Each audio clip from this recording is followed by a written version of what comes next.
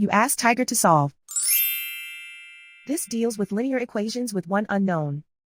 The final result is x equals 30. Let's solve it step by step. Simplify the expression. Group like terms.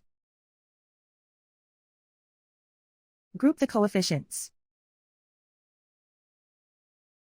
Convert the integer into a fraction. Combine the fractions. Combine the numerators. Simplify the arithmetic. Group all constants on the right side of the equation. Subtract 40 from both sides. Simplify the arithmetic.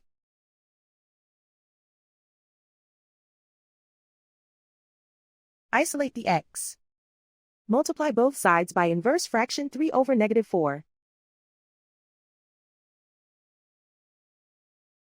Move the negative sign from the denominator to the numerator. Group like terms.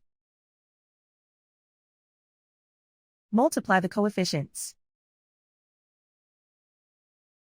Simplify the arithmetic.